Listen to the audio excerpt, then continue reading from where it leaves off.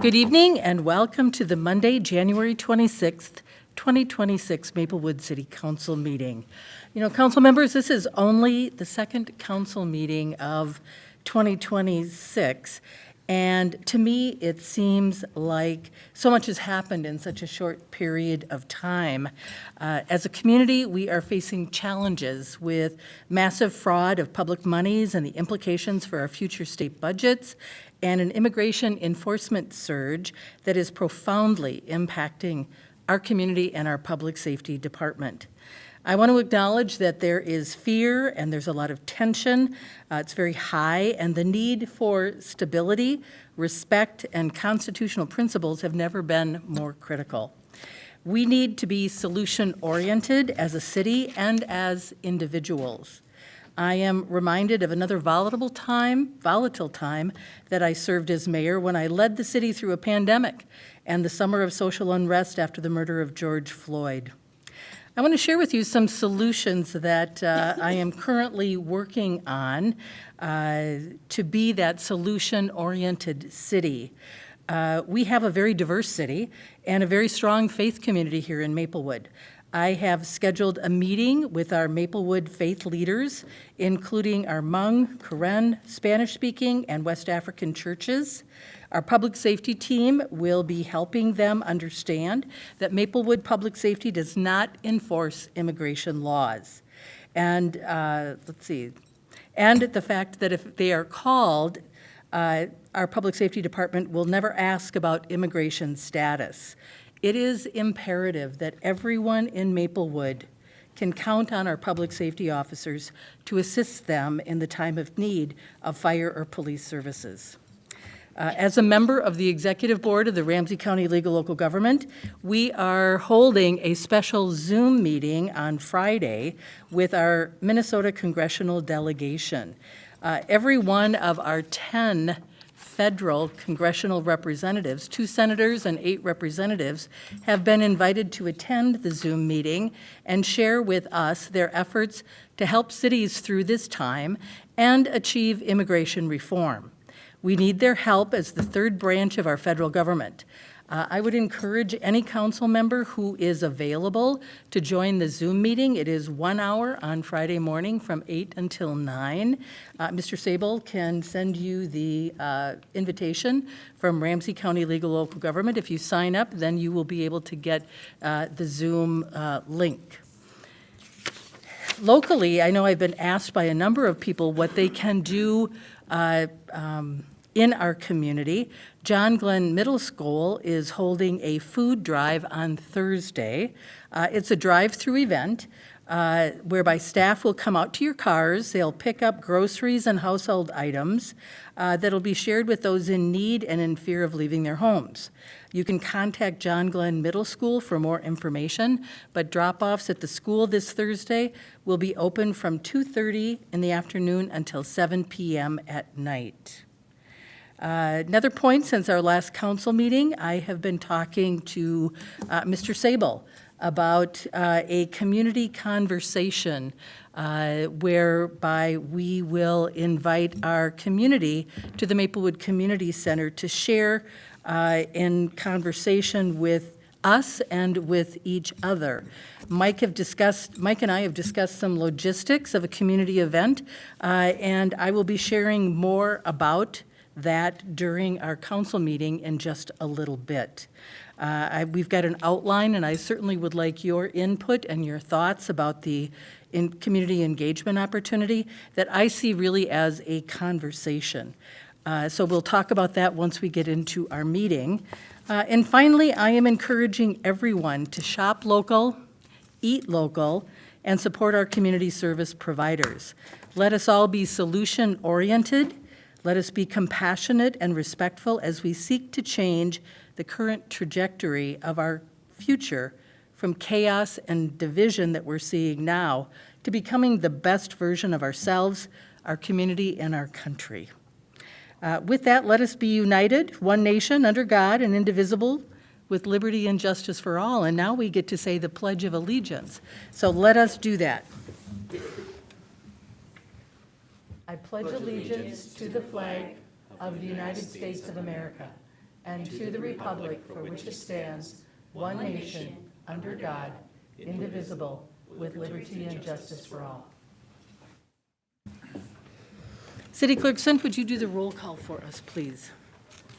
Councilmember Juniman. Here. Councilmember Lee. Present. Councilmember Villavicencio. Here. Councilmember Cave. Here. Mayor Abrams. I'm here as well. Thank you.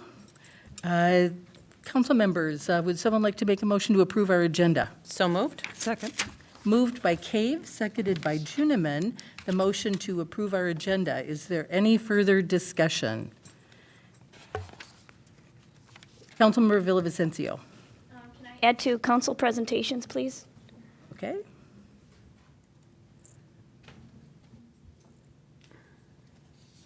And let's see. Okay, there's been a motion and a second. Is all those in favor signify by saying aye. Aye. Aye. Any opposed? That motion carries. Moving on to the approval of our minutes. Let's do the January 12th, 2026 City Council Workshop minutes. Is there a motion? So moved. Second. Moved by Lee, seconded by Juniman, the motion to approve the January 12th, 2026 City Council Workshop minutes. Is there any further discussion? Hearing none, all those in favor signify by saying aye. Aye. Any opposed? That motion carries. Moving on to our City Council meeting minutes for January 12th. Is there a motion? So move. Second. Moved by Juniman, seconded by Cave, the motion to approve our January 12th, 2026 City Council meeting minutes. Is there any further discussion? Hearing none, all those in favor signify by saying aye. Aye. Any opposed? That motion carries. Next, we have our council calendar update with Mr. Sable. Thank you, Mayor and council members. Just a couple of items to kind of forecast for you. As I mentioned earlier during the work session, so on Wednesday morning, we are going to have our legislative breakfast. We have our area legislators will be talking about their priorities for the legislative session, so looking forward to seeing everybody. In terms of our next agenda on February 9th, we are going to have a conversation about charitable gambling and our review of that. As you might recall, we did that later in the fall, and as it was designed, we got the outcome that we wanted, but it's an opportunity to talk about something when it's fresh in our minds, and so we're going to talk about any potential revisions to that. Also then forecast a couple of items that are coming up in future work sessions. One, we're going to see the climate mitigation plan, and then have a broader conversation about street improvement and assessment rates. That's not an immediate concern, but it's a big deal in terms of impact, and so we want to make sure that you have multiple opportunities to hear information on that. And then, as I am proud and also kind of stunned to say, I'm coming up on my 2-year anniversary as city manager, and so there will be an opportunity for a performance review that we will begin that process, so you can provide full input into my performance, and also then the performance review will expected in March. So with that, stand for any questions. Any questions for Mr. Sable? I did clarify one other thing. Is the bronze line that is being proposed by Ramsey County and Metropolitan Transit will occur. The locally preferred alternative vote will be the second meeting in March. Thank you very much. This is the part in the council meeting where we talk about, share ideas and talk about other kinds of things that we want to take a look at. This is the moment I want to talk about this community conversation session that I've been talking with Mr. Sable about. This is something that Mike put together that kind of outlines our conversation. It says community listening session, but I think this is really a conversation. This isn't about listening, because it's not something this isn't a council meeting. This is really engaging in conversation in our community. Mr. Sable, do you want to kind of outline this? And Andrea, I'll have a copy for you as well. Sure, thank you. As you know, the immigration and customs enforcement actions in the community have caused a lot of questions and a lot of concern, and we have seen neighboring communities around us have hours-long council meetings and fill up the chambers in both, most recently in Woodbury and also in Roseville. And there is a demand, a lot of pent-up demand to be able to talk about the impacts this is having on the community and then potential solutions and implications. I have a belief that the council hearings that we have are used to inform council debate and decision-making.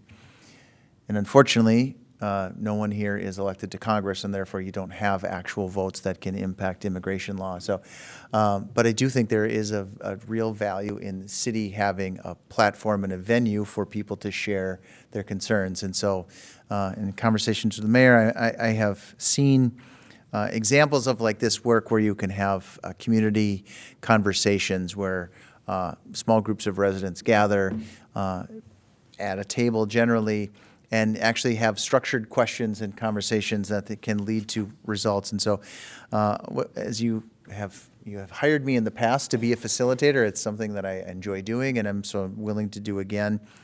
Convening a group of people in the community to talk about what they've seen, what they've heard, how they've been impacted by this. What does the changes in enforcement actions, what are their impact on their lives? Concerns they're hearing from others in the community, gathering a sense of their trust in the public, both at the federal, the state, and the local level, and then really getting into what do these things mean for us as a community, and then what values should shape a potential Maplewood response, and then identify some actions that the city could take or the community could take, and then also then sort of a commitment to what could be next. I think there's great power in convening as a community. But I want to stress this is not something that can drive council direction necessarily because it's limited in its scope. I will say three other things if I could. One is if you set a public meeting to talk about immigration enforcement and implications, you are not likely to hear from people who are impacted. And so that's a reality that I think is reasonable. And so I do think there's also an opportunity for the city to create some sort of mechanism to have feedback and input that is beyond just emailing the city manager, but maybe it's a portal for people to share, maybe it's a phone line for people to share. I will freely admit I don't know who will show up. So the second caveat is you could run into a situation where there are inflamed passions on both sides and it erupts into a shouting match and a yelling match with people on all sides of the issue, and that's a risk that is real that we will manage through, but you can't limit who shows up, and if people want to scream and yell, they're going to scream and yell, and that's so it's just an uncertainty that we'll kind of have to manage through. And the third component I'll just say is that while the intent is to create a venue and a platform for people to share what their concerns are and offer some feedback on what could potentially be next, it may be a disappointing outcome in that there's not a lot that we can do, but the acknowledgement that times have been strange in the last month, I think is a fair way to say it. And so I don't actually know what the outcome will be, but I think demonstrating a space, a clear commitment to making space for people to talk about what's important to them and sharing that directly with me and with others. But I also want to clarify that it's not a council meeting per se. It's really just a community listening session. So put together a truly a rough outline that talks about potentially when, potentially where, potential timelines. Those are all open to edit and change. But it's really designed to create structured space for people to share and hopefully strengthen public trust and community well-being. There would obviously have to be some rules, right? Respect and dignity, clear communication, dialogue, and then questions. And so I'm certainly willing to, if the council thinks it's an important opportunity to have, I'm certainly willing to host that. And we would share that broadly with the community and in the spirit with which it's intended. It could be an effective place to share, just knowing that there's potential risk also in it. So with that, I'll happy to answer any questions. Thank you. I think one important component, too, that Mike and I talked about was the fact that if we did a community conversation in person, that there may be some individuals who do not want to come to that type of a venue, but they still may have an opinion that they would like to share. And so we talked about different ways that that could happen as well. Online feedback, phone lines, voicemail, some of those are certainly options, because I think that is an important piece. Some people may not just be able to make the time. We did check, Mike checked with the community center, this time is available. And so I'd like to hear what the rest of the council members have to think. Councilmember Cave, you were first. First, I'd like to say to the mayor and city manager, thank you for putting an effort like this forward. I think this is a great idea. Our community is it's a very community-orientated community. I mean, there's a lot of feelings in our community. We're very protective. We are very protective of one another. We're neighborhoods. We look for each other's backs. We have each other's backs. And I think this is something to bring a conversation forward is a great idea. You never know what you're going to get, but you have to have an offer. And like you said, this isn't an offer for, there are rules. You're not going to come in and rant. It's just a conversation to be had.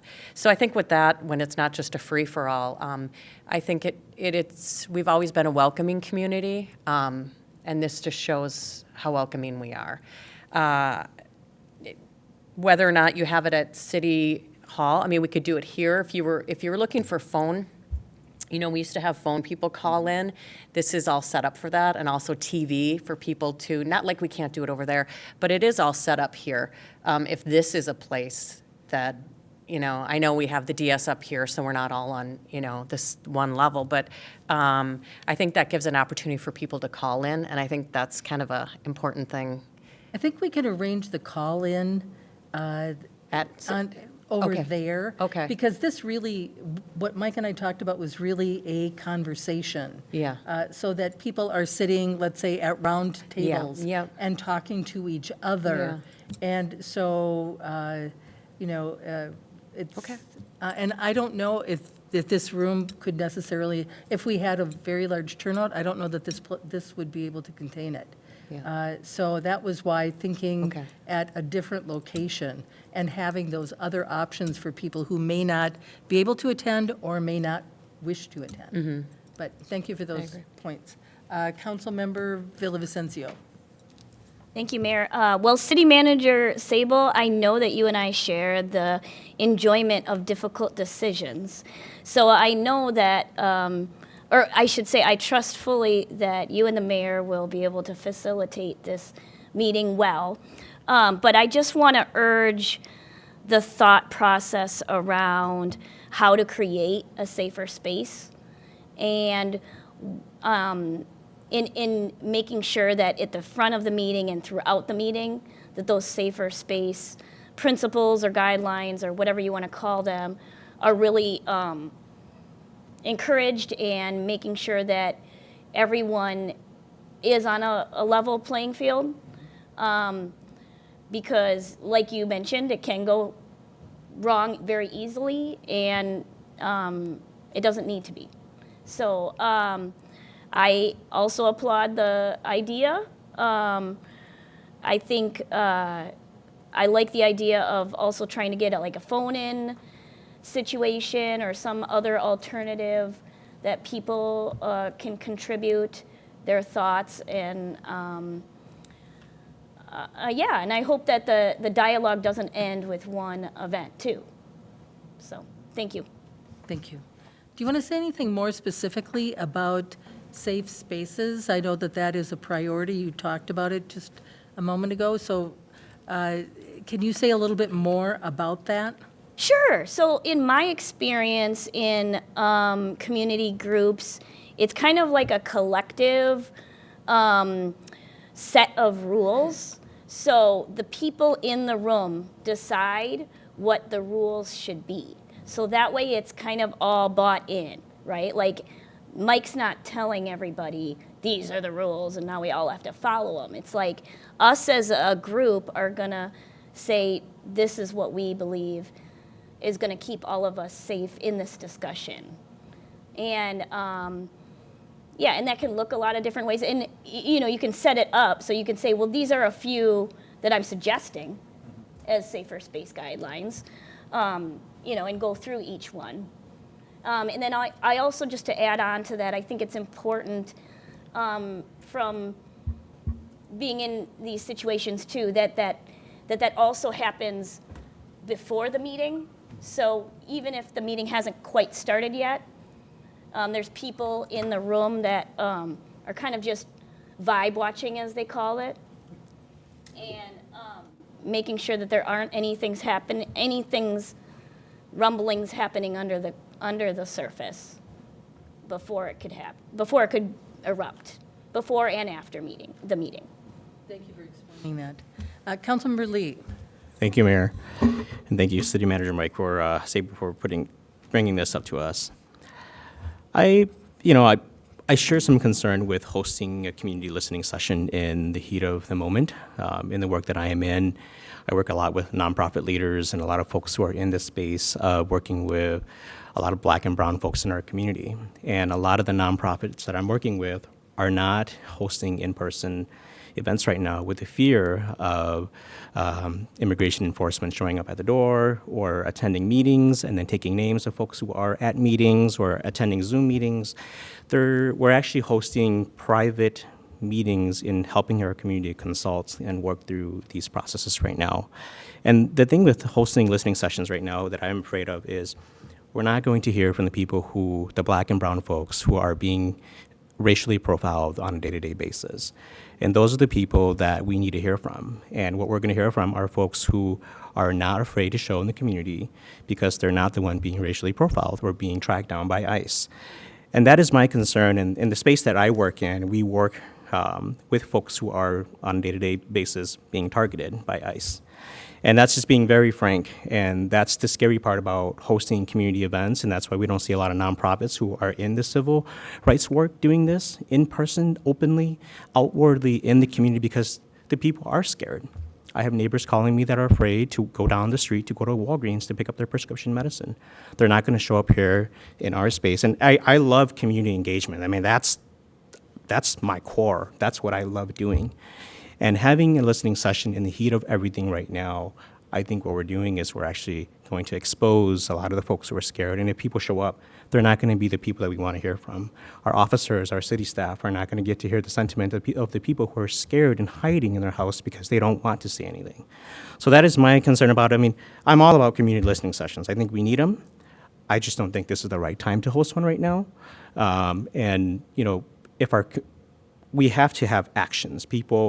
We need to create the space for people to listen, to share their thoughts, but what they're looking for right now is action. They want ICE out of our community, and they don't want the type of enforcement that's happening right now because it is not reflective of what Minnesota is. It's not reflective of what Maplewood is. We are people, and there's dignity, and that's not what's happening. And so what we're looking for is action, and I think with the political world that we have right now, we're not going to hear from the Black and brown folks who are on a day-to-day basis being racially profiled for being Black and brown. Thank you. Councilmember Juniman.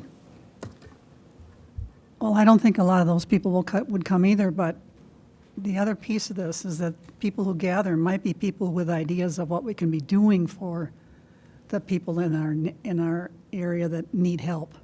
And it'd be a good place to air those ideas and possibly get some cooperation among groups of people to what can be done. And because I had an email today from someone in my neighborhood who wants to know what he can do. And so this could be more of an idea. Generator. Yes, Is that yes. a legitimate? I mean, I don't expect people who are afraid to show up either. I really don't. But what about the rest of us who do want to do something and want to be helpful? And you have to start somewhere. Thank you. Council members, this is where it sounds to me like there are 4 of us that are inclined to supporting, and I like calling it a community conversation rather than listening, because I think we need to talk to each other if we are going to come up with constructive solutions. So it sounded to me, and I don't want to misrepresent what you indicated, Councilmember Villavicencio, but it sounded to me like you were in favor of a community conversation. Okay, so that means 4 of us are in favor of it, which means, Mr. Sable, that we need to move forward with this. Your thoughts? Thank you, Mayor. I'm gathering them as I'm pausing. I think a couple of things I want to say. One, this would be sponsored by the city of Maplewood, but would not be the city council of the city of Maplewood. So you could participate as a resident of the community and sit at one of the tables, but it wouldn't be a sense of where we were going to call on each of the people. This is truly intended to be a staff-driven opportunity to get a conversation within the community. I'm sensitive to concerns about potentially having ICE agents at the door documenting who attends and then making sure that they gather their names, and then there's some sort of fear of retribution. So I'm really conscious of that fear and potential impact. With regard to the opportunity to get ideas ahead of time, or get ideas from people who want to maybe take action, I think, as I have heard the conversation, we know from our deep networks and partnerships that people do have things that they actually need. And so if we can gather that list ahead of time from the people impacted and said, this is a way to support us, this is a way to help us through a quiet network, we can certainly make that available and say, if you're really trying to be helpful, here are 3 things that you can do that people who are impacted have asked for. Because I think that's a way to honor the participants. And then with regard to the components of safe space, I am aware of it and I am sensitive to it, because this is as highly charged a topic as we've seen in a long time, and it's literally a national conversation impacting our community. It's in our community, but it's impacting national conversation. So I really want to be sensitive to making sure that that's done well. And knowing that it might not go well and result in a lot of, unknowns. And so we'll just be prepared for them. But I'm, as city staff, so the date and the time were truly arbitrary. So in reality, it's probably best to be an early evening conversation when people are more available. I just know that the week of February 9th is the most of where the community center had the most time available. So it was a arbitrary component. So we will put together a little bit more structure on the staff side. And again, also just note that it's not a council meeting, and it's not a policymaker conversation. It really is intended to be city staff convening in the hopes that people can have a platform to talk about what's going on. And say all of that to say we understand that there's potential risks on all sides, right? We can have anyone in the community show up, and you don't know what they'll say or do, and so we'll create as safe a space as we can manage. This is something that I think that we can do well. I certainly don't want fear to prevent us from exercising our rights to have this conversation with our community. And certainly, we will do as much planning, I should say our staff will do as much planning as possible, because this will be staff-driven. Council members, we will be there if we choose to be there as participating in the conversation. And I firmly believe that we have had critical conversations in the past, and I don't want to shy away from that. I think that this is an important conversation for our community, and it is important for everyone in our community. And so thank you, council members, for your willingness. Thank you for your cautions and highlighting for staff the kinds of things that they need to think about in order to bring the community conversation together in a safe way for everyone.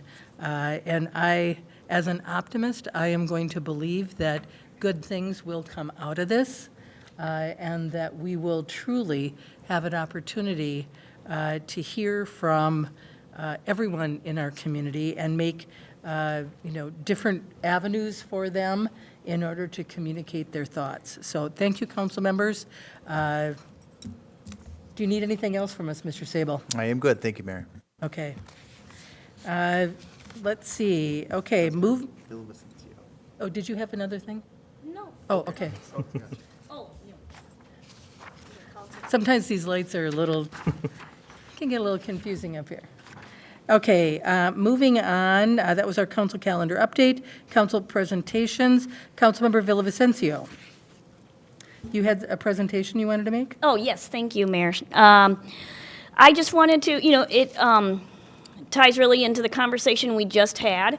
I just want to say that, I publicly urge, I have publicly urged the governor to exercise his executive authority to do a temporary statewide eviction moratorium. And, I really think that because of these recent escalations of federal immigration enforcement, there's a lot of folks that I've spoke to in Maplewood, and, especially, frontline workers, like people that work in homes and do direct support, they're losing wages, and there's a lot of economic instability. And so I'm just, urging anybody to, tell your representatives, tell your governor that, we really need an eviction moratorium similar to when there was COVID. So, thank you. Thank you for that. Moving on to our consent agenda, we have 4 items under consent. Would someone like to make a motion? Motion to approve consent agenda item G1 through 4. Second. Moved by Lee, seconded by Juniman. Consent agenda items G1 through 4. Is there any further discussion?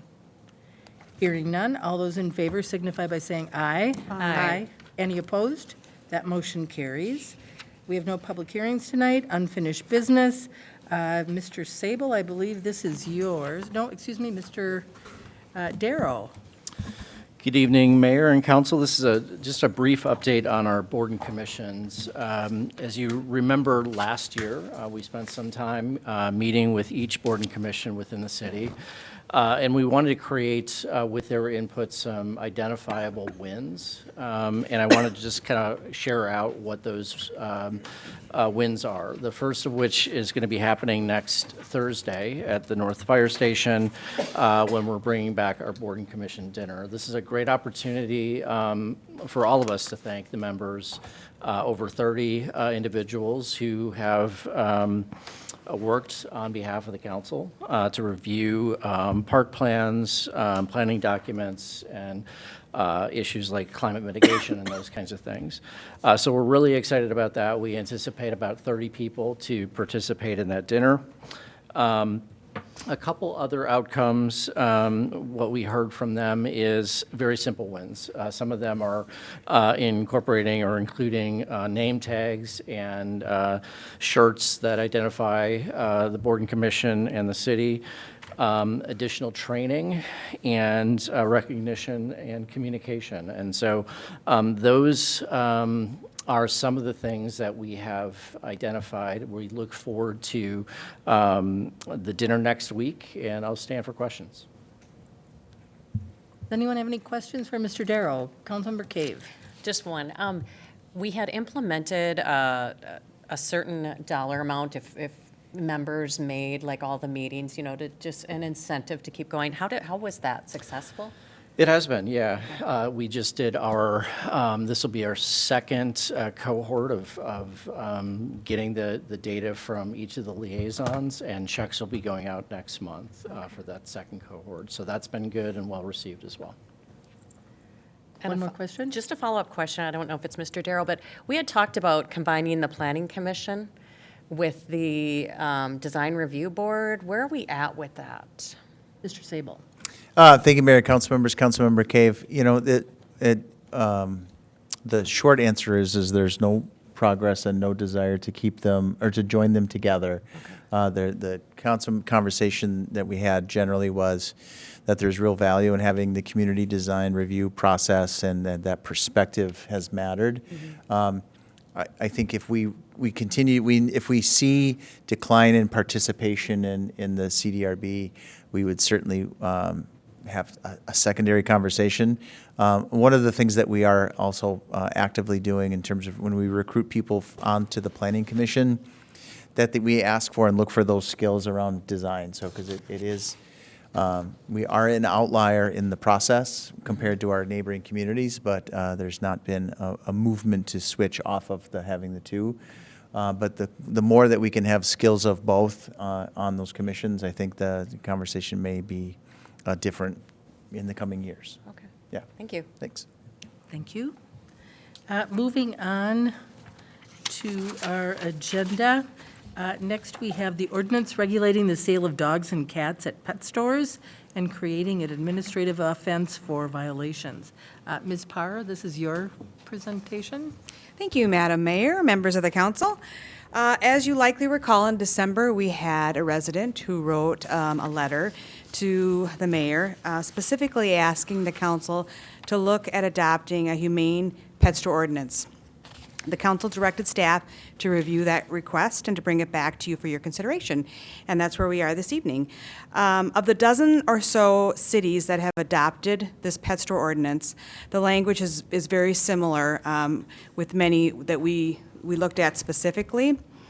If adopted as proposed, it basically addresses two main aspects. The first is that pet stores cannot sell dogs or cats. And the second is that pet stores can work with animal rescue organizations, shelters, or containment facilities to host adoption events for dogs and cats.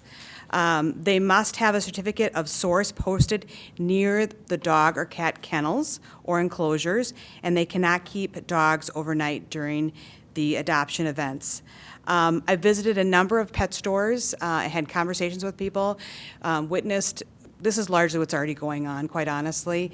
We don't have any outliers in Maplewood or directly adjacent to our community. And it's sort of a practice now, largely, particularly with the larger Petco, PetSmart, the larger stores, as well as the smaller ones that exist. We don't currently necessarily have a problem with this. This is more of a proactive approach. And talking with our attorney, I think we're in agreement that we don't see a problem at the moment. But if it came up, we're in front of it proactively. We can point to this and say, we don't allow this if someone new were to come into the market or if an existing pet store changed their practice. So when we go there, we're seeing this done right now. It's serving us well as a community, as well as the animals and the nonprofits that they work with, from what we can tell at this point. With that, I'm happy to answer any questions. Our city attorney is here. If you'd like to give us further direction on whether we want to adopt this in Chapter 10, with the help of our city clerk and the staff, we have a spot we can put that in and have it ready if we ever should need it. And with that, I'll turn it over to you, Mayor. Thank you. Any questions for Ms. Parr? Okay, hearing none, we have two motions in front of us. Would someone like to make the first motion? I move to approve an ordinance amending Chapter 10 to regulate the sale of dogs and cats at pet stores and creating an administrative offense for violations. Is there a second? Second. Moved by Ginneman, seconded by Villavicencio. The motion is written in our packet. Is there any further discussion? Hearing none, all those in favor signify by saying aye. Aye. Any opposed? That motion carries. There's a second motion. Would someone like to make that? I move to approve the resolution authorizing publication of this ordinance by title and summary. Second. Moved by Ginneman, seconded by Villavicencio. The motion to approve the resolution authorizing publication of the ordinance by title and summary. Is there any further discussion? Hearing none, all those in favor signify by saying aye. Aye. Any opposed? That motion carries. And I want to thank resident Jan Durwa for bringing this to our attention so that we can be proactive with this new ordinance. So thank you, Jan, for bringing this to our attention. Moving on, we're already talking about street improvements. Well, I guess we're talking about them again. We're always talking about street improvements. It's like we never finish. I'm looking forward to hearing this because I certainly, every time I've been out for National Night Out in these two neighborhoods, I have heard about the roads. And 37 is a pretty bad number out of 100 for our streets. And so I am very glad. I think that there will be a very different conversation this year at National Night Out in August because the streets will be all torn up. Or, well, they'll be being repaired, let's put it that way. But they will be very happy about this. So, Mr. Love, I'll turn it over to you. Yes, Mayor and Council. So this evening, our engineering staff has finalized the feasibility study. The project area here shown on the screen is, there's two areas. There's the Walter and Beam area, which is south of County Road D and west of 61. And then there's also the County Road C area, which is made up of a network of streets that lie north and south of County Road C between 61 and White Bear Avenue. As you mentioned, these streets are in rough condition. It does have an overall PCI rating or pavement condition index rating of 37 out of 100, where 100 is a brand new road. The project totals 4.4 miles in length, and the picture there is of Van Dyke Street, and you can kind of see what goes into that rating. A couple issues that were identified early on were some drainage issues. There's a lack of modern storm sewer in the County Road C neighborhood, and there's also concern about high groundwater level in the Walter and Beam area. Concrete curb and gutter doesn't exist in the County Road C area, so we have a lot of drainage issues with the runoff there. And in the Walter Beam area, there's a number of spot replacement that would be needed throughout the project. So when we look at the Walter and Beam area, it was built in the 1980s and early 90s. The green streets here is what we're proposing to have pavement rehabilitation. So this is like the reclaiming of the roads, and I'll talk about that in a moment. And then County Road C, we're looking at more of a full reconstruction. That was built in the 1960s. So you can see there's a bit of a difference there with what decade they were originally constructed.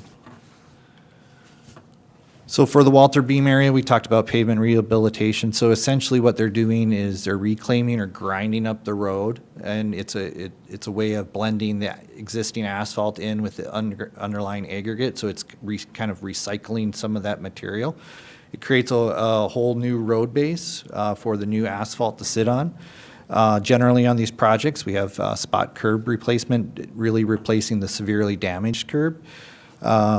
We have repairs to storm sewer system with this project and some of the areas that we were noted about high groundwater level. We're looking at putting drain tile in, and this will help prevent early wear out of that road due to the high groundwater. We're also looking at sanitary sewer casting replacements, and at the very end, we would be restoring the driveways and boulevards. For the County Road C area, this area will be designed using our Living Streets policies. We will be removing the pavement, the aggregate base, and basically any bad subgrade soil, so underneath that aggregate base. We'll be putting in a whole new road section, new asphalt pavement. We'll be introducing concrete curb and gutter. We'll be looking to expand the storm sewer system. It's very minimal out there right now. We'll also be repairing the sanitary sewer and doing restoration to boulevards and driveways at the very end. So for resident communication, we started off in July of 2025, where we sent out an initial kickoff letter. This let residents knew we were going to be in the area with surveying and soil borings and really gathering the facts that the feasibility study is based on. We later sent out an informational packet in December of 2025 talking about the project location, providing facts and questions that are typically asked, information about assessments. And we held our first neighborhood meeting on December 17th and another one on the 18th. The one on the 17th was for the Walter Beam area. There was about 20% participants that attended that. Some of the concerns that they brought up and topics were drainage, groundwater, pavement condition, speeding on Walter Street, and stop sign compliance. On the County Road C area, that meeting was on the 18th. There was about 22 participants. They talked about a lot about like concrete curb and gutter. What is it going to look like? How's my driveway going to fit in? So there was a good conversation about that. There was some discussion about street widths. There's varying street widths out there. Drainage was also another concern. We also utilized an online mapping tool that allows residents to provide feedback if they didn't attend the meeting, and they can map out issues that they saw or concerns that they have, and we continue to have that open for residents. Neighborhood meeting number 2 would be scheduled in February prior to the public hearing, and this would give an opportunity for staff to provide updates on the design and answer any questions prior to the public hearing that residents might have. So the overall estimated cost is $11,874,800. This is for the entire project. Funding is shown here on the screen here. A couple notes, the geo improvement bonds is $4.6 million. St. Paul Regional Water, $890,000. This is money that is typically paid by St. Paul back to us for the improvements they want to see. What they're looking at overall in both areas is replacing all the hydrants to bring them up to current standards. And then also in the County Road C in the County Road C area, I believe, doing anodes, which are sacrificial material that they connect every couple hundred feet so that corrosion happens to the anode and not the pipe. So it's a way of extending the life of the existing water main services that are out there right now. And special benefits of $1,946,600.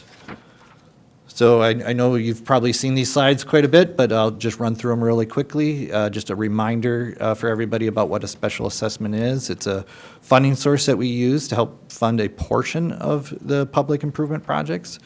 We set a maximum rate, or I should say the City Council sets the maximum rate on a yearly basis. We then hire an independent appraisal firm to determine a benefit that these properties receive. And the reason why we do that is we cannot assess for more than the benefit that the property receives. And we take the lower of those two, the maximum amount that you've set and the special benefit appraisal. If the project moves forward, the assessment hearing would be in September of 2026. Prior to that hearing, residents would be sent out an official notice. It includes the assessment amount, payment options, deferral options, the right to object. And then we also host a neighborhood meeting prior to that assessment hearing to provide the same information and also to provide answers to any questions residents might have. So looking at the tentative schedule, tonight we're receiving the feasibility study. We'd host a neighborhood meeting prior to the public hearing on February 23rd. And the public hearing is really about giving the residents the opportunity to provide feedback on the proposed project and the improvements that are included with it. After the hearing, the council votes on the project, whether it's going to be ordered. If it does get ordered, we'd be looking at awarding a contract in April. We'd host a neighborhood meeting with the residents to bring them up to speed once the contract is on board about phasing and timing and really kind of answering more of those questions that might have come up about what happens if to our mailbox or items like that. Construction timeline would be June through November. The assessment hearing would be in September, and as I mentioned, we'd host another neighborhood meeting prior to that assessment hearing, really just focusing on questions about assessments. So with that, staff does recommend the resolution approving the feasibility study, authorizing preparation plans and specifications, and calling for a public hearing. If the council does move forward with that, there's a second motion, and what it is for is design services with WSB Consulting. This is to help our staff with the design. It's a rather large project at 4.4 miles, and we are also training in a new staff member. So to be able to keep this tight schedule, we need some additional help. So with that, I'm available for any questions. Councilmember Cave. Just had a question. I know you had a neighbor from the Walter Street area, Beam. They have questions, I get those a lot, about stop signs, what you can do to stop, because it's a total, I mean, there are a couple stop signs in there, but people just fly right through them. Is there anything going to be proposed for that area right now? Because I know it's going to come up again. Mayor and council, so that's a really good question. The challenging part with that is some of the history on those stop signs. If we were to do a stop sign study, the stop signs might not meet the warrants for a stop sign. And what happens when it doesn't meet warrants is you have people that go, hey, there's nobody here, and they get used to going through. We are looking at some options. Some things that we can do are like providing those bump outs at intersections to kind of help people slow down. But some of the history that I've read about those signs, it has a lot to do with cut-through traffic or potentially maybe traffic from some of the businesses nearby. But, you know, essentially, we're going to be looking at some items that we can physically do to kind of help with that. Okay. Thank you. Yep. Any other questions? Okay, council members, we have two motions in front of us. Would someone like to make the first one? I move to approve a resolution accepting the feasibility report, authorizing the preparation of plans and specifications, and calling for a public hearing at 7 p.m. on February 23rd, 2026, for the 2026 Maplewood Street Improvement City Project 25-21. Second. Moved by Juniman, seconded by Cave. The motion A, as written in our packet. Is there any further discussion? Hearing none, all those in favor signify by saying aye. Aye. Any opposed? That motion carries. There's one other motion, council members. Would someone like to make it? Motion to approve professional design services agreement with WSB Consulting and direct the mayor and city manager to sign the agreement. Minor revisions as approved by the city attorney are authorized as needed. Second. Moved by Lee, seconded by Juniman. The motion B, as listed in our packet. Is there any further discussion? Hearing none, all those in favor signify by saying aye. Aye. Any opposed? That motion carries. And we're set. One more step on our road projects. All right, next we have Mr. Sable with the legislative program. Thank you, Mayor and council members. This will feel very familiar because we just talked about it a few hours ago. But the legislative session is beginning next week, as a matter of fact, and so we're very excited. We will have a 2026 legislative priorities document that we will prepare tomorrow in anticipation of our meeting on Wednesday. Just to highlight some of the elements that are going to be in there, one is a bonding bill request for the East Metro Public Safety Training Facility of $5.3 million. This is a continuation of our request from last year. We will actually add a new element, which, I guess I should wait on that one because we may or may not have a sales tax question that's on there, so I'll wait until the next item. But we did make some changes to the housing and economic development to talk about economic development strategies and allocations to further support business growth, and including business subsidy policy from the EDA. With regard to public safety, we will make sure that we continue to include the funding for ambulance fund and emergency medical services, EMS services, that was before previously only allocated towards Greater Minnesota. With regard to transit and transportation, just re-emphasizing rideshare services. We will be eliminating the section on meeting flexibility as that was already approved last year.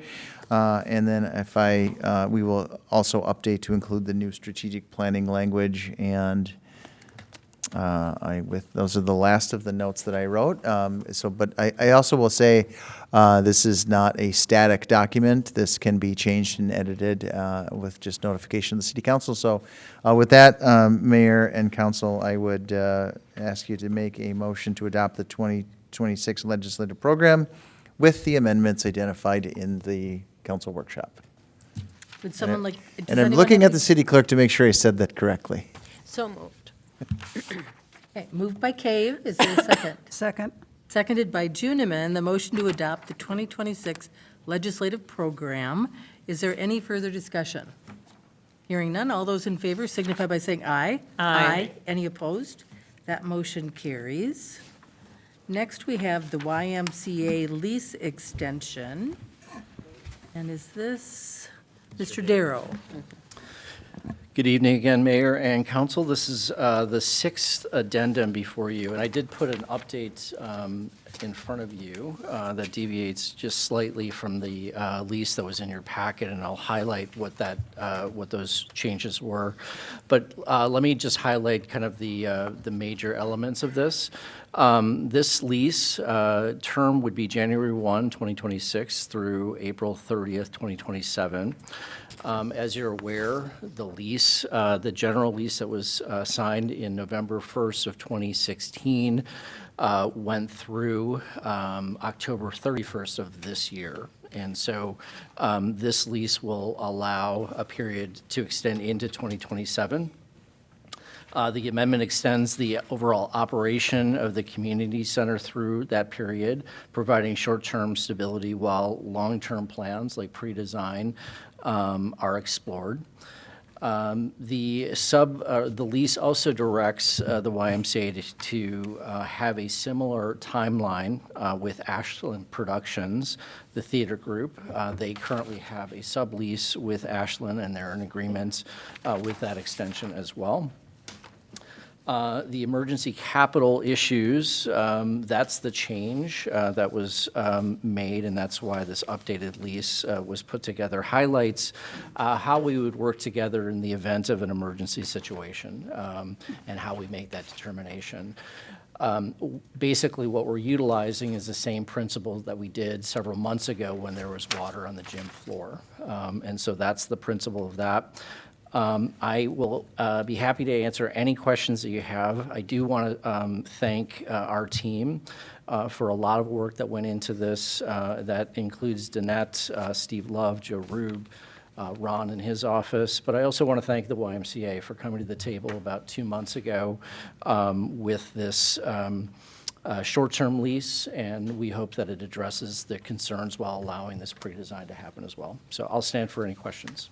Can you please outline the changes from J4 Attachment 1 that was included bet. in our packet? So included- And the new one that we're looking at now? Yeah, the biggest change is in 4C of the new document, and it basically states that in the event of an emergency, capital expenditure, capital request arises that are necessary to protect life, safety, and structural integrity, that will work together to resolve those issues. That was the big sticking point as we got closer to this, was just creating a little bit more language in the event that something were to happen, which requires capital improvements. Basically, what we've done, for example, in the gym floor, is that both sides put a share in towards that capital cost. And so that's the position that we're proposing to move through in the event that something happens during this lease period. Mr. Sable? Thank you, Mayor and council members. Just so one of the elements that, so as you know, the city makes a capital contribution to the YMCA annually. It's roughly $240,000. What we had previously agreed to is that the YMCA, we were going to use that annual contribution to pay for the architecture that we just hired recently. And so there is no capital fund annually for this year because we're using it to do design services. And the Y was concerned that if an act of God broke a window, that somebody would come forward and fix it. And so this is our agreement to do it in good faith. So in the event of something catastrophic, we would work together rather than let it linger. And so it just gives them a little certainty, and it gives us a little bit of partnership. And we thought it was reasonable because we would have done that anyways. Yeah. Okay. Council members, any other questions? Then would someone like to make a motion concerning the Sixth Amendment? Motion to approve the Sixth Amendment to the Maplewood Community Center operating agreement. Moved by Lee, seconded by Juniman. The motion to approve the Sixth Amendment to Maplewood Community Center operating agreement. Is there any other discussion? Hearing none, all those in favor signify by saying aye. Aye. Any opposed? That motion carries. Next, we have a resolution requesting legislative approval of the local option sales tax. Mr. Sable, this is your topic. Thank you, Mayor and council members. This is a community conversation that has been many, many months in the works, and so I will not kind of rehash all of the conversations I will have. I'll just say that we have had architectural reviews, engineering reviews, trips, tours, discussions, workshop items, and it has been identified that there are several community amenities that are in need of repair and/or creation, and there is not currently a dedicated funding stream to make all of those repairs and/or enhancements to these community amenities. One such tool that could be available is the use of a local option sales tax to pay for infrastructure investments. The process for getting that authority requires a vote of this governing body, a request of the legislature, approval by the legislature, approval by the governor, approval by this governing body one more time, and then ultimately concluding in a vote from the residents of Maplewood in a general election, presumably to be in November of this calendar year. One of the requirements of the procedural steps is to outline which projects, the proposed dollar amount for each of those projects, and then a prioritization of those projects. If you remember at our conversation last City Council workshop earlier in January, I will note that there were lots of ideas about what could be funded and ballpark estimates for how much those investments could potentially cost. And so in the packet item before you, we've put together what I had heard and what the staff had heard was identified at the previous workshop session as potential projects to include in a question would be investments in the East Metro Public Safety Training Facility, which is an amenity that the city of Maplewood owns and controls in a partnership with other cities of Oakdale, North St. Paul, and Lake Elmo. In addition, there's talk of an expansion to include a public safety training facility to include police, fire, and social services, embedded social workers so they could train together. The estimated total cost of that project is $34 million. And so if you are looking to provide funding for that, you would not want to put more than $34 million, but you certainly could put in some number less than $34 million. In addition, it was identified that the Maplewood Community Center is in need of estimated repairs. In the conversations that I have heard at the City Council level, we know from our architectural and engineering report that it's estimated that $20 million of repairs are necessary, but there's been conversation that there was a desire to do more than $20 million to increase its flow, its aesthetics, some of the other elements in there. And so there's been a discussion of some number more than $20 million, but there's been no cap as to how much it could potentially cost. And so that was identified as a project. Two other projects were identified. One is enhancements at the Nature Center, the Maplewood Nature Center. It was identified that the space is tight, the building is slightly aging and in need of repair, and then the trails and walkways around the Nature Center are also in need of some investment. Using a similar model, if you think of the Wakefield Community Park building, had some enhancements to the parking lot, to the playground infrastructure, and to the building, and then even including to the waterway of some trails. Adjusting for inflation, that number would be about $6.3 million. And then the last thing I would note is that there was a conversation about making sure that there were like amenities in South Maplewood, as particularly related to parks and park amenities, and using a similar model. And I'll just say, for example, Afton Heights Park happens to be near a county park, happens to be near two county parks. It's a huge draw regionally with the, I'll lose track of the St. Paul Rugby club name. They have Pigs. the pigs? The pigs. But it's an amenity that has an older park structure with some bathrooms, but it's clearly one of the oldest in the park system. And so hypothetically, if you did a Wakefield Park-like renovation in and around that park, you could estimate that would be somewhere, just around $6 million.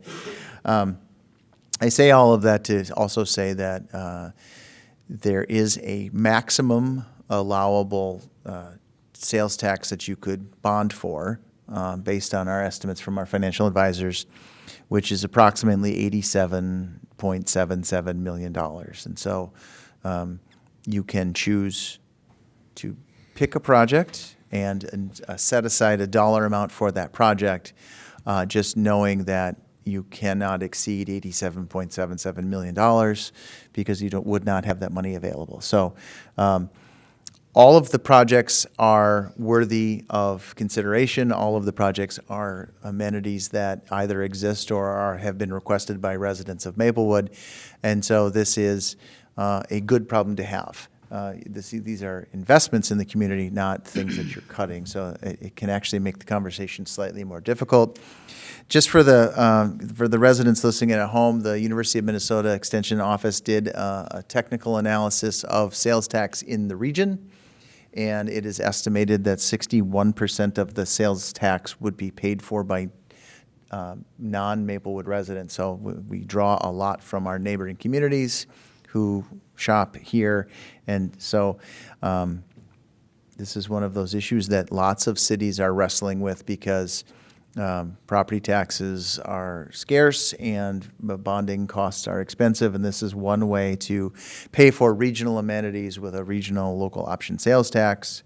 I just know that whatever answer you come up with must meet the legislative test of being regionally significant, and that is they offer some guidelines, but also it is can be often at the whim of the members of the tax committee of the respective House and Senate to decide. And so even if you put forward a project, there is no guarantee that it makes it through the legislative process. Also, and I'll just, in full transparency,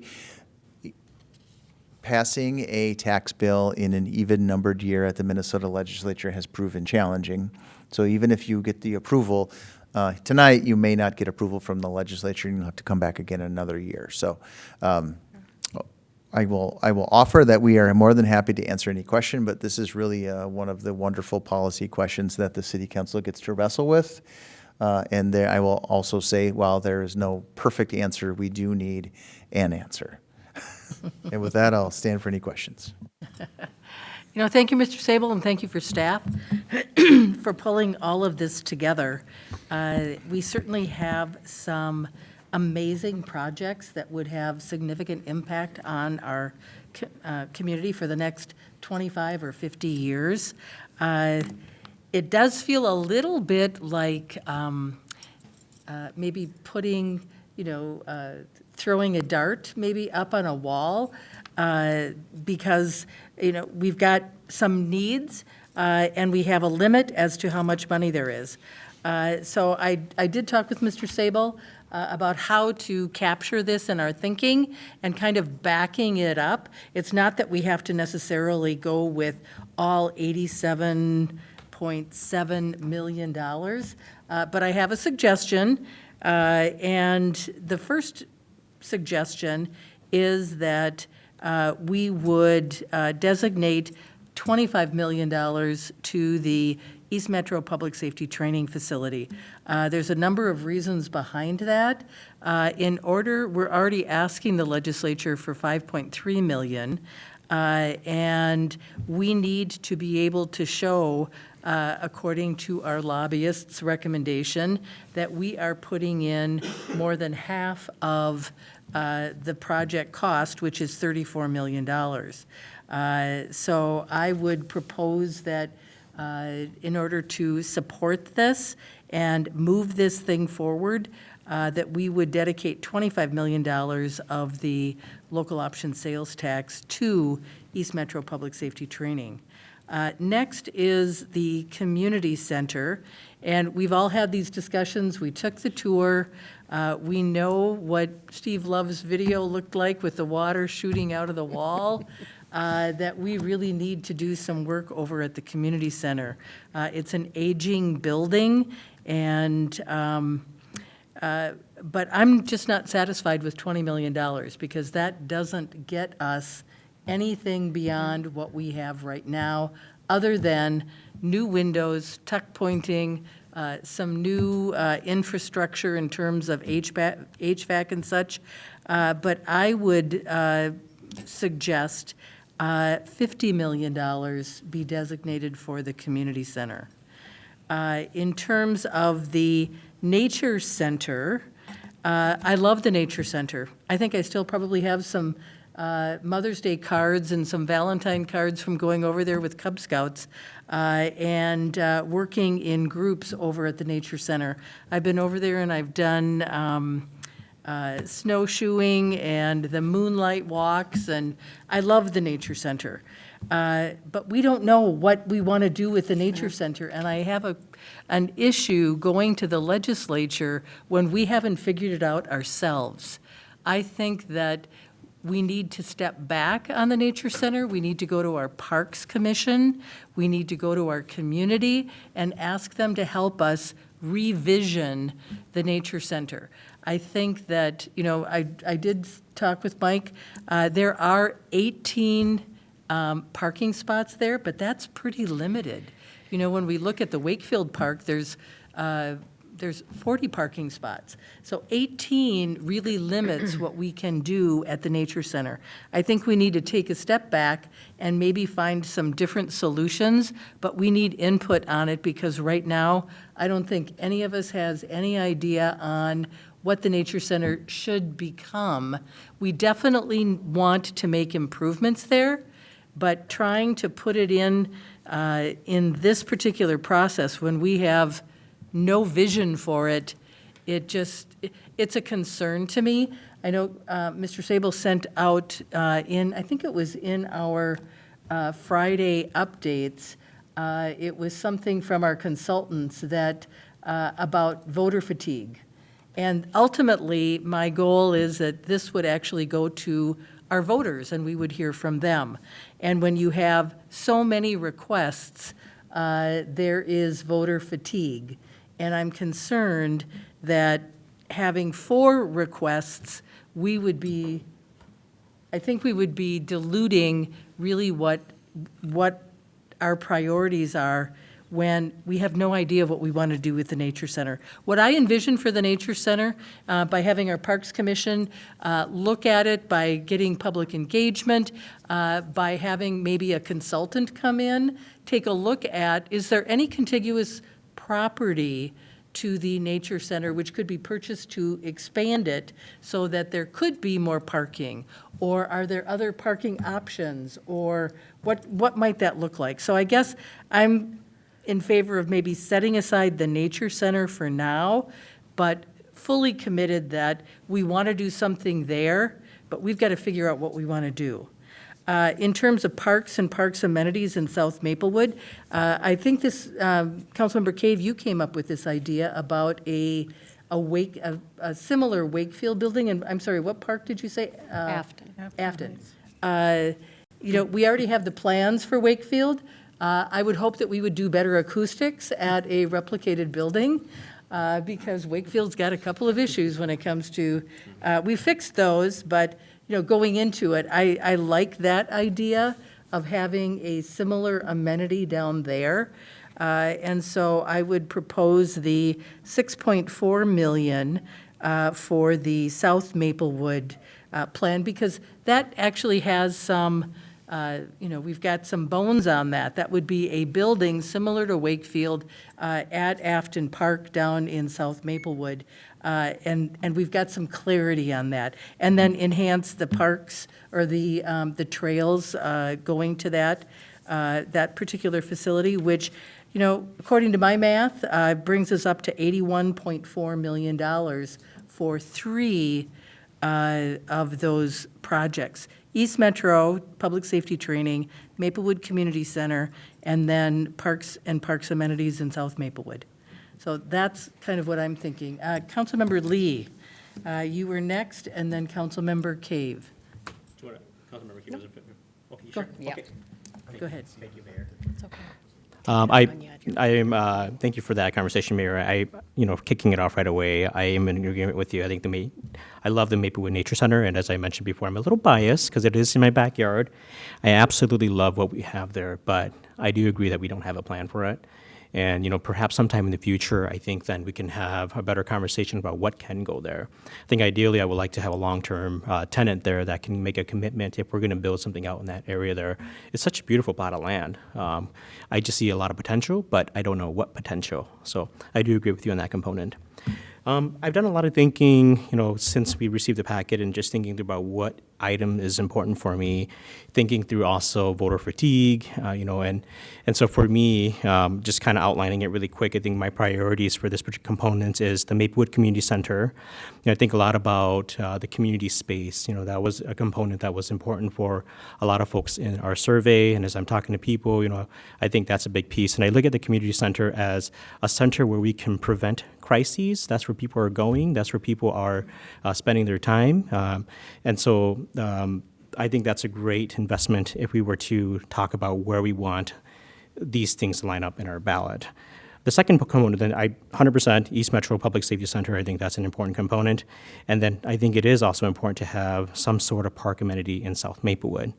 I've done some preliminary research, just understanding what's going on in our city and other cities are doing. So I have here a form with me. Just some items from, Mayor, if you could pass that down.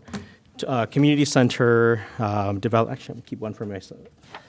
Mike, and I'll give you one, I promise. I only printed 5. So these are Twin Cities Community Center build and renovations in the last 5 years, looking at St. Paul, Minneapolis, Plymouth, Brooklyn Center, Brooklyn Park. I'm not considering Maple Grove and Bloomington.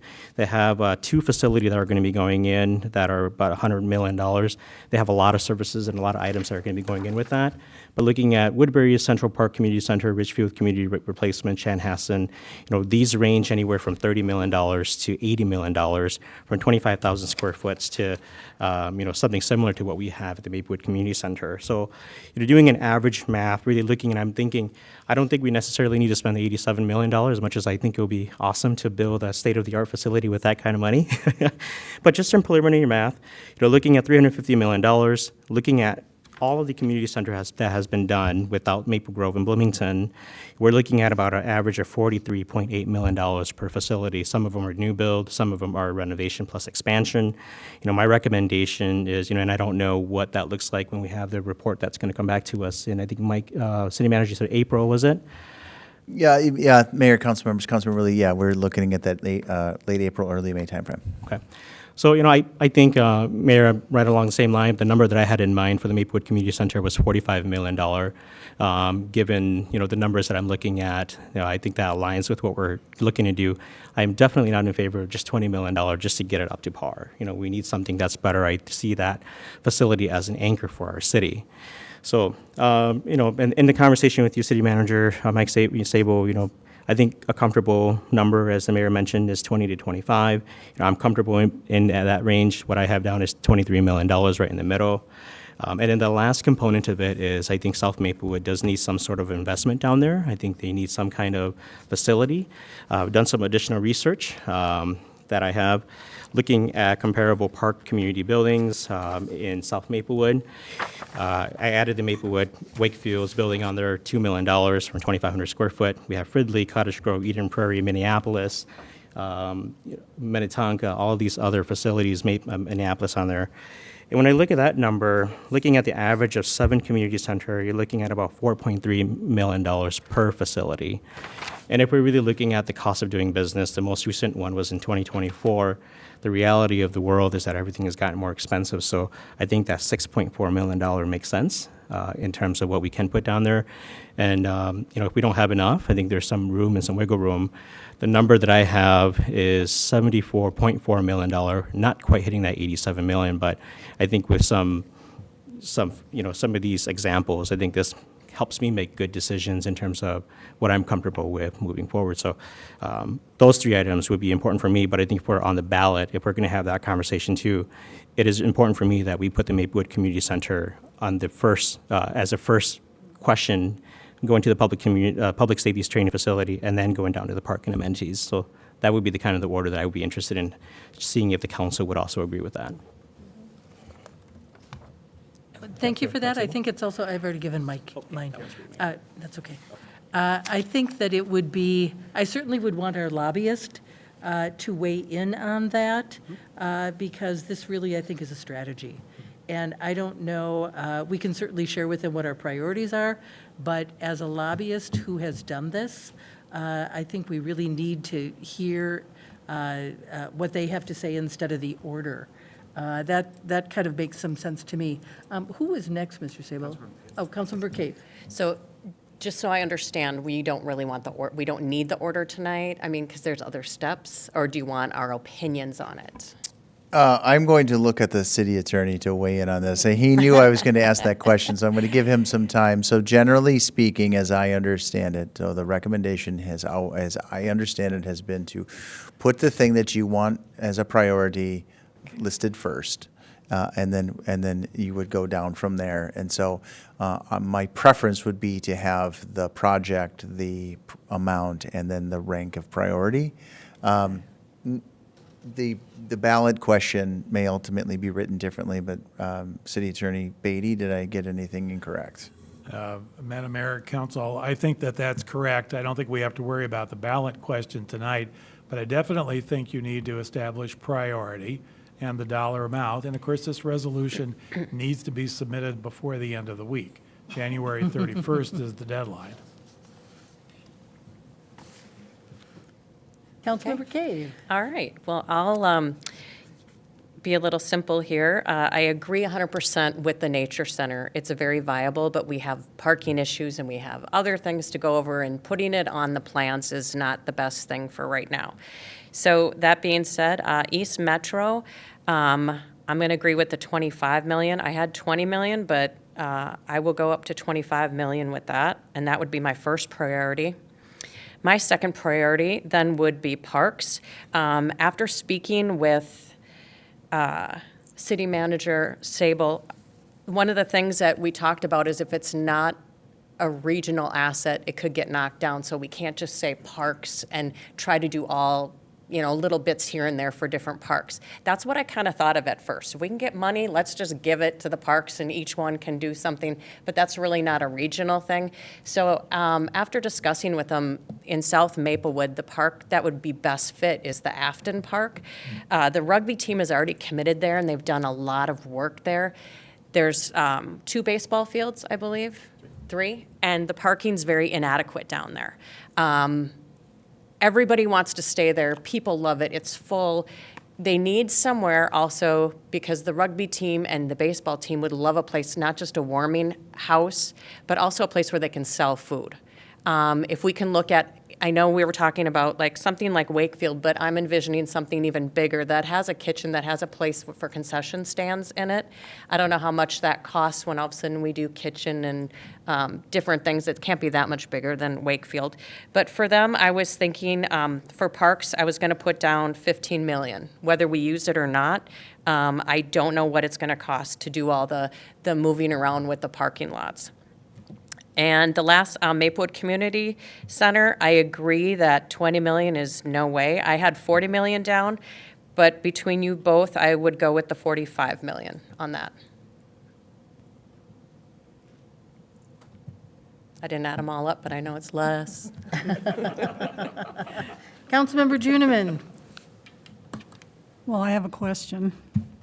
Since we are dismissing the Nature Center, what kind of a guarantee do we look for that it's going to be brought to the Parks Commission and that it's not going to get lost? Thank you, Mayor, council members, Councilmember Junum, and I think that this conversation ought to go on my performance review to make sure that it doesn't get lost. I see. If I could say just in a crass way, I mean, if this is an important priority to the council, we'll make it a priority, and you can hold me accountable to it. Okay. Well, with that in mind, begrudgingly, might I say, I would prioritize, much like Councilmember Cave, I would put the East Metro Public Safety Training Center first with 25 million. And then the community center with either 45 or 50 I'm comfortable with, so whatever is the prevailing thought here. And then the South Park, I was thinking about 8 million.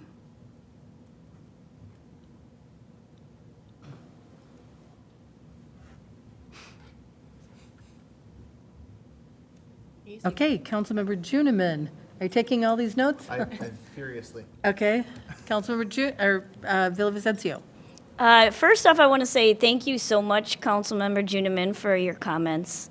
I was thinking the same thing, sitting here, okay, how am I going to shape my comments? Because I really do care about the Nature Center. And, but my first priority is the Maplewood Community Center. I think it should at least get 50 million. I see it really as the future of Maplewood. I see it as the hub for our youth. And like I believe Councilmember Lee said, a safe place. So with my struggle with the Nature Center and the South Maplewood, I see the value in investing in the South Maplewood Park as well. And so I guess my opinion would be just reflective of what Councilmember Juniman said. 8 million, Yes. okay. Mr. Sabal. I we've all just weighed want to, in. I want to ask one question of Councilmember Villavicencio, if I may. Did you want to include the public safety training facility? Oh, yes. At both of the, is there a specific dollar amount that you had estimated? Ooh, 25. Okay. Okay, So Mayor and council members, as I had indicated, this is potentially a math problem, and I will share what I heard and then ask for some clarification. So I heard three. I'm going to start with prioritization first. okay, I have heard three people indicate that the East Metro Public Safety Training Facility is the number one priority. I heard two people say that the community center was the number one priority. It seems to me that that seems a breaking point, that the East Metro Public Safety Training Facility would be priority number one. With regard to priority number two, I heard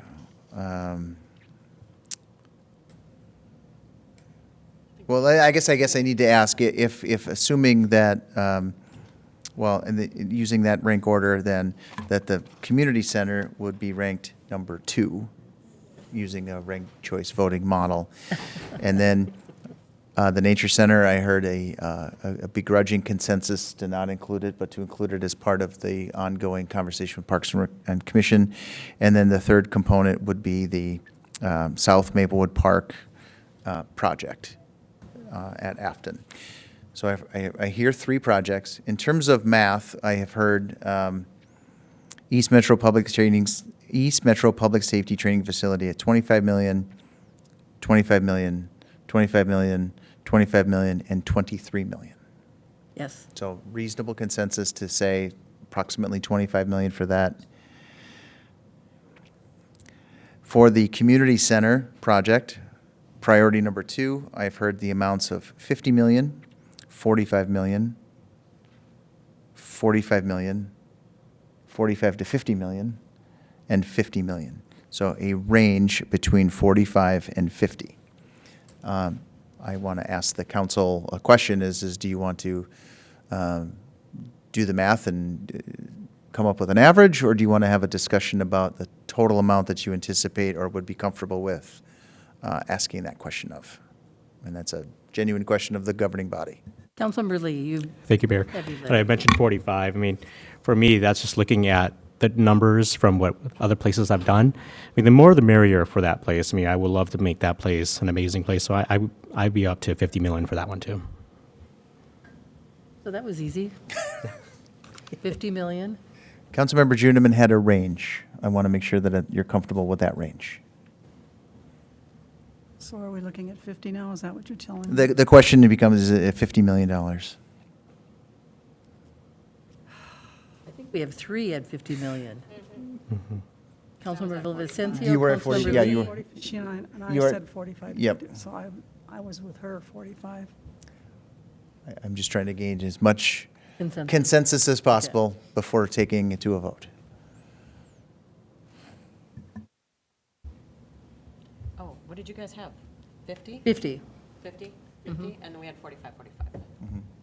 The question was, do you want us to come up with an average of those, or are you comfortable with a consensus of 50?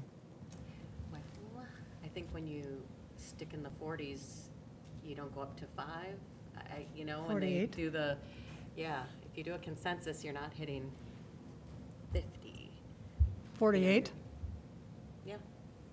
I could go with 40. I could agree to 48. I could do 48. Just 48, keeps it- is that all It right? keeps it in the 4s. Yes. You're not.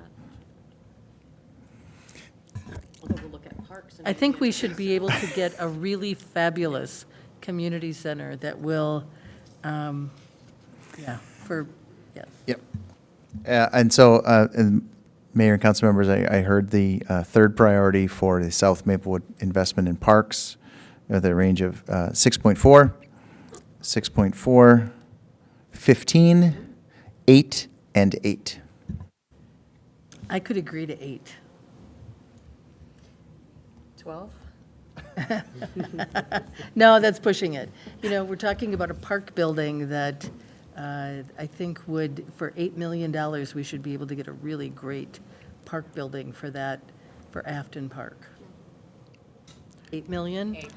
I think our average came to 8.76 if I did the math right, and I'd be comfortable at 8 too. Yeah. Okay. So 8 million. I was at 8, yes.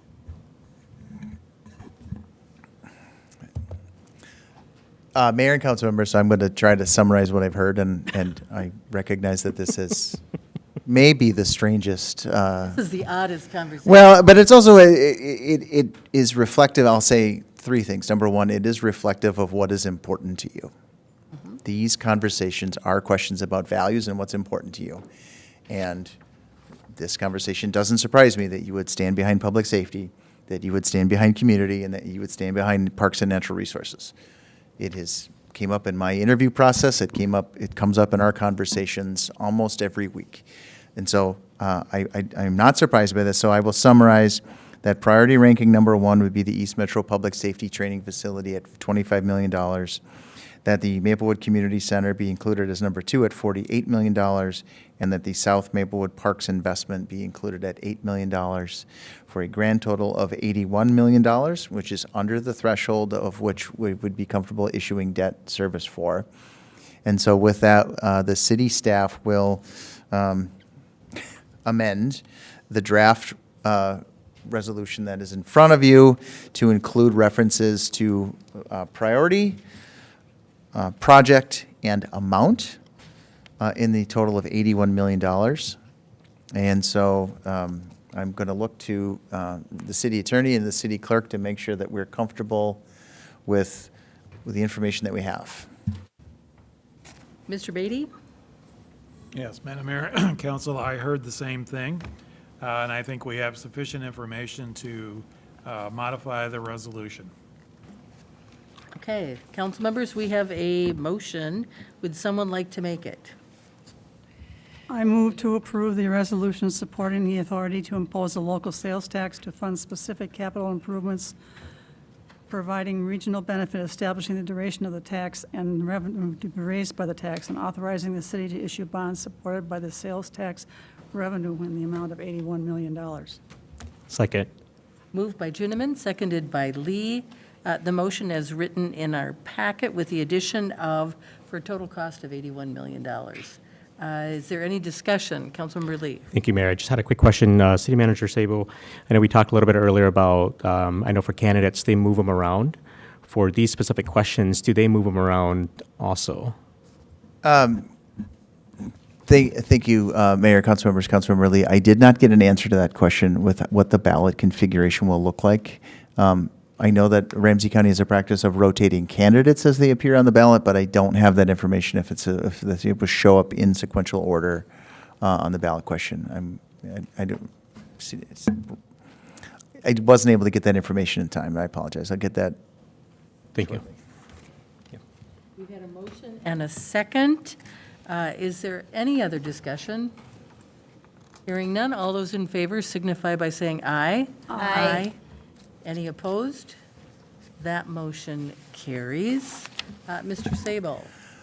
Mayor and Council, I want to say thank you for trusting this process that was like slightly unorthodox, but there was no greater way to get to a consensus than to just debate it and talk about it. So I think I also want to say thank you to the city staff who have put forward as much information as we could kind of pull together. You know, we've worked hard to identify the things in the community that the residents want and finding the most simplest and creative ways to fund those investments. I will say that, so we will put together a letter to the chairs of the House and Senate Tax Committee and the vice chairs, the ranking members of the committees. That's one of our obligations per the Minnesota statute. And so we will have that letter, then notifying them of our intent. And then our next step is to identify people who could potentially be chief authors and co-authors of the bill, of which we've spoken to several of them, so that's not going to come as a surprise. And then ultimately, we will put forward a bill before the legislature requesting this authority, and the legislature will, in their great debate, make that determination on or about middle of May. So stay tuned. We'll know more in the middle of May. But I appreciate the process to get us to this point, and thank you so much. Thank you very much, everyone. I just want to remind everyone, I would invite you to the Zoom meeting on Friday morning. Tomorrow, or Mr. Sable will send out the invitation to that. It is a Zoom meeting, 1 hour, 8 to 9 a.m., with our congressional delegation.